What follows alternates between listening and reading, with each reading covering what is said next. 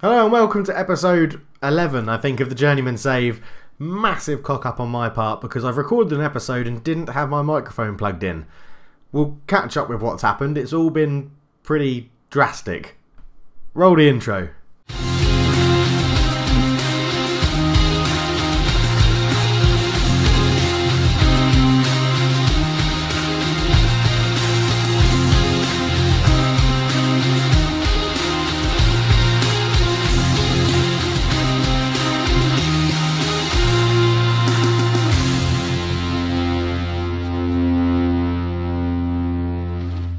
Hello and welcome back to the Journeyman Save. I'm Coach Leffer, and as you will very quite easily notice, we're the manager of a different club.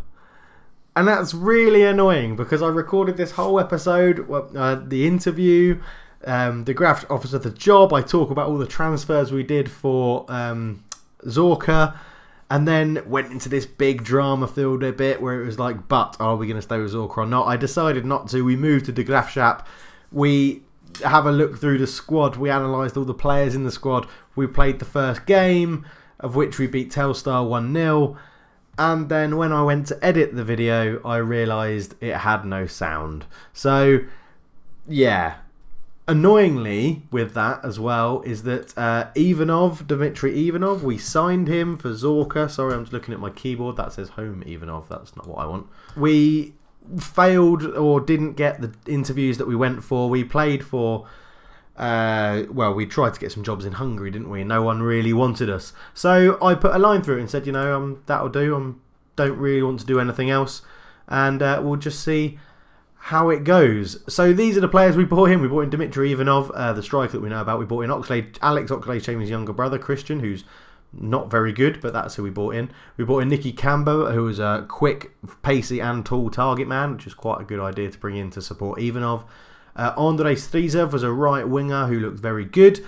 Probably the best player we brought in the window for his position, which was really helpful. It's going to strengthen us going forward. We brought in Gabor Puskas, who's a new right back. Again, pretty good physical and mental stats. It's good tackling as a right back as well. And then we brought in Bojan Kucic, who is a very good holding midfielder and has now become the club's key player.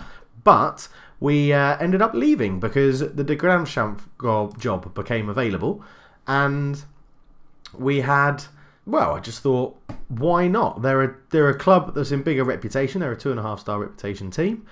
I threw my hat in the ring. The interview went very well, and they offered me the job on a very slight pay rise with a 1-year contract till next June, so June 2020.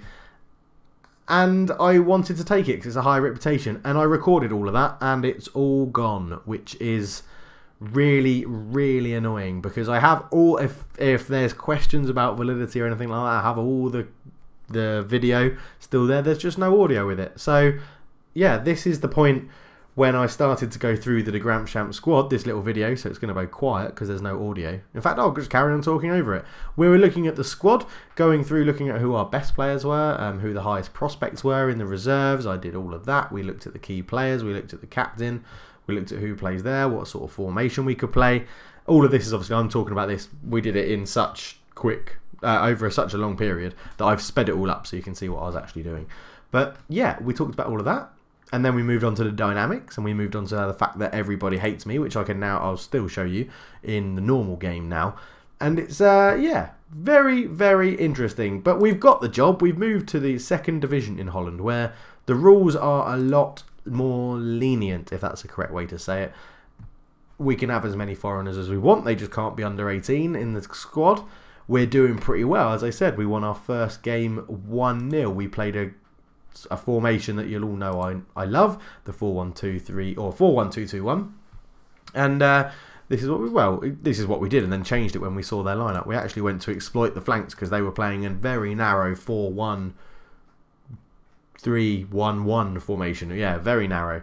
But we got in there and we won the game 1-0 with a goal from our striker Some. So he's looking pretty good. He's got some decent stats. We've got a lot of contracts expiring. I've had to mess around with the budgets a little bit, so we started with a wage of something like 170k, I think, and we've put 3 grand of that back into the wage budget so that we can be within our wage budget. We haven't done anything with scouting just yet because with the summer coming up, there's going to be, I'll do a big episode of transfer recap probably next time. we're not too sure. But we're doing okay. We've got a chance that we can squeeze into the playoffs. The playoffs are really weirdly organised because the second clubs of the big teams in Holland, so AZ, Utrecht, PSV and Ajax, can't get promoted into the Premier Division. So the 8 places for the playoffs then go to the next 8 rated players. So we're 5 points behind FC Os, who we actually play in a game coming up pretty soon. See, I've done all of this research. I know exactly what's happening in the future episodes. That is still the game we're going to come back for, and I'm probably not going to play a game in this episode. I'm going to now just very briefly, because I've already done it once, and for me it's quite annoying, but I still want to show you guys, so I hope you appreciate that. Our key players, Mark Diemers, our captain as well. Not the best captain, leadership 8, but quite clearly our best player at the club. He's contracted for another year, only 25, looks very useful. He's just out for 2 to 6 weeks with shin splints, which is really, really annoying. Second to him, we have Ilvio van Overbeek, who's got man of the match in our first game. Right winger. Nothing too outstanding about him apart from his pace, really, but he's got a good flair. Work rate's pretty crap. Okay at passing, good dribbling. He's had an alright season for them, to be honest. Well, he's been involved in 8 goals in 26 appearances, averaging a 6.82. And yeah, it's not going too bad for him. Behind him, Fabian Saranas, who is a right winger by trade, but we're playing him in the centre of midfield in a more advanced sort of playmakery attacking role, purely because he's got passing 13 and not many of our other players do that. But he's in. His contract also expires at the end of this season, so we'll be... I'm sort of using this as a trial period to see how people are going to do. And then we've got Tim Resevia as well, who looks pretty good in centre midfield. We're playing him actually as a deep line playmaker rather than an advanced line playmaker, but he's okay, alright passing. Not the best winger, which is what he wants to play, as we've got a lot better wingers in the club. But at the moment, he's playing in centre midfield. We have a lot of other players that are in the club as well, so we're not really lacking on quality. It's more... outside of that first team is where the real quality lies. We also had a quick look in the B team as well. Not really looking at the ability, but more about the potential. We've got, as you can see, quite a few highly rated youngsters in this team already. So Pete Howman is the missing one. Another right winger. We do seem to have them coming out of all of our orifices at the moment. Not too much pace, but quite a lot of potential to grow into. We'll see if we can get him involved in the first team next season. Danny Pullman, centre midfielder. Again, looks like he could have something about him okay. And Jardel Crudibus, which is... apart from an amazing name, quite a good player as well. 19-year-old Dutch. Looks like he could grow into some stats. That 1 for determination is probably going to cost him at quite a few clubs in the future. Normally they need to have a determination of at least 15 if someone's going to really fit or fill all their potential. We might look to see if we can get him tutored by someone else in the club. I'm really looking at someone like Mark Diemers. He's only got determination 10, so really we'd need someone who's got more determination 2, so definitely not Tim Resevier. Robert Klaassen, determination 12, so that's more of the sort of area we're looking for to do it. Into the dynamics, as I said, they all pretty much hate me because my reputation is so low. But, you know, if we keep the wins going, then they'll come round to my idea of thinking. A lot of people oppose me because I'm so new and so low in reputation compared to them. Social groups, we've got mainly everybody in the core group, and then we've got a lot of people that are, well, 1 in other, which isn't too bad, and then 4 in the secondary group because they haven't been at the club a long enough time, really. But yeah, it's a bit, I'm sorry about this episode. It's a bit, again, I did a previously quite a short episode. I hope you understand from me that I did do this episode in full and we went through all the team in loads of detail, and I'm really annoyed that it hasn't well, it did record, there was just no sound as I showed earlier. I'll tell you what, we're going to skip ahead. We're going to play that game against MVV Maastricht on this episode, so hold tight and we'll be back in just a sec. And here we are on game day. So this is our lineup. Roggeveen stays in goal. Obviously you didn't see the first game, but he was in goal for us in the first game. He hasn't been the first choice goalkeeper much this year, but we're trusting him with the position. Right back, Mikkelsen, Stralman, Dierman and Nieuwpoort at the back 4. Klaassen sits in front of them. Soranes and Recevia are in the middle. Overbeek, Driver and Some is up front. Driver, probably going to leave at the end of the season, but I played him last game. He came on as a left winger actually in the last game and played very, very well. We get loads of subs in Holland, which is quite interesting. They line up in a 4-2-3-1. We're going to try and exploit the flanks to start and see how that goes. We're playing control. We're going to try and dominate the possession. The thing with this team is that so I looked at, again, in the previous episode that you can't see, or you could see if I put it up with no voice, but I compared all the reports for the negatives and the positives, and we went through it. And they don't control possession very well, and they concede more chances than they create. So I've basically gone for a formation where, and a way to play of controlling, short passing, retain possession to try and keep the ball, and sort of just nick 1-0 wins like we did in the first game, which is good. But we're the favourites for this. I've got a feeling we're playing the team that are bottom of the league, so we'll expect to lose quite heavily, as Football Manager has a way of really doing that. I have faith in you. Get out there and do it. We've already got the ops instructions set up on auto. I'll quickly put goals back on because I forgot to put them on in the last one as well. So we have goals on. And here we go, underway. Marvin up front for MVV Maastricht. And that's another thing. Being in Holland, I'll probably, although I won't get the names perfect, I'll be able to pronounce them ever so slightly easier, of especially players, than I would have in Belarus. So yes, MVV Maastricht are 2 points away from safety at the bottom of the table. So in theory, we should be looking for a win here. So we might have to mix up and step away slightly from the possession-based part of the game to go and attack them and get the goals that we know we can score against them. So first highlight, Schlein has a throw-in in his left-back position to Laws. Seegers for MVV, all the way up to the right-hand side to find Messoudi. He's not really put under pressure by our left-back. Here he comes now, just scoots around him as if he wasn't there, which is very disappointing. Cross in, finds the striker, and Marvin has put them 1-0 up. Marvin Ugunjimi, assist by Zachary Messoudi. And with their first shot on target, they've scored. They're 1-0 up. They've had 40% of the possession. It's all a bit of shit. I'm not watching that again. It was terrible. But we've got another highlight. Some picks it up. Some holds onto the ball like the target man like he should as a target man. But Sevilla into Samarans out to Overbeek, who I said had a very good game in the first game. Cross in, looking for Some again, wins the header. His 2 goals in 2 games for me. He's looking like he's going to be an integral part of this De Graafschap team. So the replay here, Serrana's had it in the middle of the park, out wide to Overbeek, exploiting that wing. He got all the way to the byline and whipped a really nice cross in. Found Some at the near post, who heads it past the stranded goalkeeper. 1-1, and we're back in the game. We have a free kick. Adam Driver swings it in. With Sevilla's there, it's headed away. But Mikkelsen picks it up, going on loan at us from AGF in Denmark. Shoots from range. It's terrible. Get back to right back, mate, and don't get nosebleeds coming above the halfway line. As you can see, with Sevilla's picked up an injury. Doesn't look a potential lower leg, not really affecting him too much at the moment. We'll keep going. I think we're going to, see, we're having the possession, but we're not doing much with it. I think we're going to go a bit more attacking in the second half and try and push a few more people forward to actually go and attack. We're at home. We're playing MV Maastricht, who are bottom, well, not quite stranded at the bottom of the table, but they were could be potentially if results don't go their way.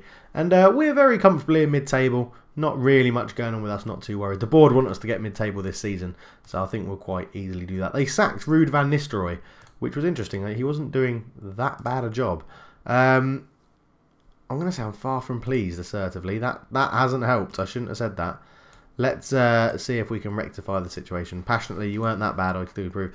Brilliant. That has not helped whatsoever. So tactically, let's go. We don't need to retain the possession anymore. We'll mix up the passing a little bit. We're still going to try and exploit the flanks because that's where we actually got our goal from. And we'll go back to a normal tempo. I think we're sort of suffocating this game when it's not really needed. According to the formation thing, they're playing quite wide, 4-2-1-3 wide. It's just these 2 holding midfielders we need to break down in front of their defence. Okay, with an hour gone, Driver is not getting into the game, so he hasn't had the same impact that he did in the last one.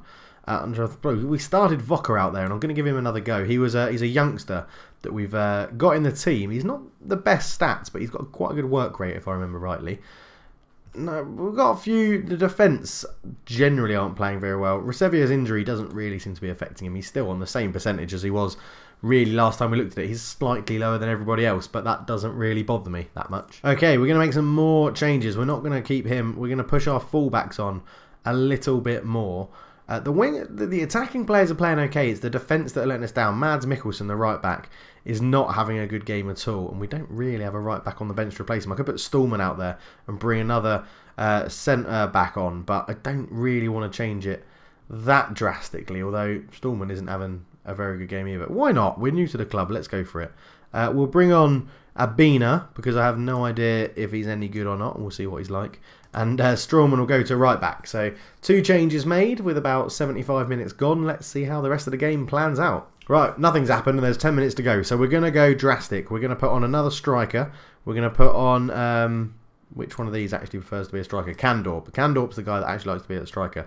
He's going to come on and replace Suvia, who's not playing too badly, but you know, he has been injured for about 70 minutes of this game. And we're going to go to a... We're going to play a 4-2-4. How about that to try and get a goal? We can be a central midfielder on support. You can be a deep line playmaker on defend. I wonder if you two prefer to be the other way around. Yeah, slightly. Not too bad. And Kandorp, you want to be nothing, really. You don't actually like to be a striker, even though you've called yourself a striker. Let's get the ball forward. We won't need to exploit them. We'll go slightly more direct. Let's up the tempo a little bit more as well. Confirm those changes. Let's try and nick a winner in the last 9 minutes. So into injury time. 4 minutes have been given and there's a highlight. Kandorp, the sub, crosses it low. It's poor. Nyes brings it away. Long hoof clearance. He finds the striker, Marvin, who's pretty isolated up there. He holds it up but tackled by Van Dierm, who long ball forward again to Some. Some back to Overbeek. With those 2 strikers, he's got a few more options to hit in the box, but they've got a lot of numbers back. It's going to have to be a good cross. Overbeek to the back post. Headed back cross. Kandorp, the young striker. Yarasinki makes a good save for Mastaric, and that will probably be that. That was probably our last chance. As there's 20 seconds to go and there's another highlight. A goal now wins it for either team as Sedans picks it up. Voka comes forward. He's going to look for Kandorp over the top. It's a poor pass, so that will probably be the end of the game unless they make a monumental cock-up right now. So Yarasinki, ball forward, up to Anderson, to Marvin, and there's the full-time whistle. That's going to be the game, a 1-1 draw. We haven't lost as the Graafschap manager yet. I'm going to say they're unlucky. I just can't do team talks with this team. It's not really going to help my reputation and how they feel about me. But there we go. We'll leave it there. So the 2 games we've played, a 1-0 win, a 1-1 draw, and now we have our first games away. I think it's still that game against FC Ost, which is the big one, although they've moved up. No, we're 6 points off. I think the hopes of a playoff are pretty much over unless someone really, really capitulates. But we'll leave it there. We've got a new badge for the end screen now. We'll have a new intro, or not a new intro, we'll have an updated intro with a little map of where we've travelled around Europe. So it's now going to go from England to Belarus, because obviously we're English, England to Belarus to Holland. But thank you very much for watching. I apologise that I was an idiot and didn't realise my mic was working when I recorded all the stuff about the intro to the players and the team. We'll get to meet the players as we go and as we do more games with the Graafschap. But thank you very much for watching. I really hope you enjoy it. If you're new, subscribe. If you enjoy the video, leave a like. And the question I want to ask is, did I make the right decision in leaving Belarus, coming to Holland to a higher reputation club with more money, although it's going to be really hard to motivate the players? Let me know down below. But thank you very much for watching, and I'll catch you all very, very soon. But for now, I'm out. Cheers.